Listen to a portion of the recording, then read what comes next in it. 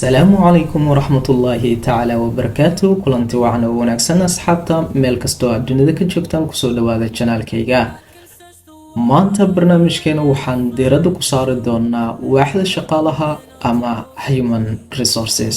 dad badan waxay u haystaan in waaxda shaqaalaha ay u shaqeyso shirkadda kaliya, laakiin xaqiiqda dhabta ah waa in waaxda shaqaalaha ay u shaqeyso labada dhinac, shirkadda iyo shaqaalaha. waaxda shaqaalaha waxay shaqaalaha u qabataa waxyaabo badan oo muhiim ah. waaxda shaqaalaha waxay hubisaa in shaqaalaha si cadaalad ah loola dhaqmo, loogana ilaaliyo dulmi iyo takoor. waaxda shaqaalaha waxay shaqaalaha ka caawisaa marka ay shaqada ku cusub yihiin, waxayna u diyaarisaa tababaro iyo horumar xirfadeed.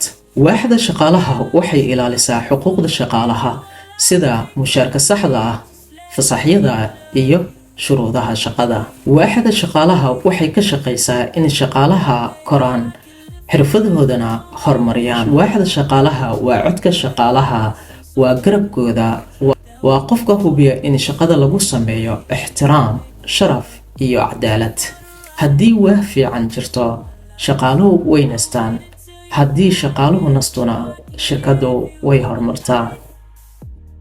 fadlan haddii barnaamijkani aad ka heshay, leegree, commentina ira si aan ugu kulano barnaamijka xiga hadduu Allah idmo. maasanid.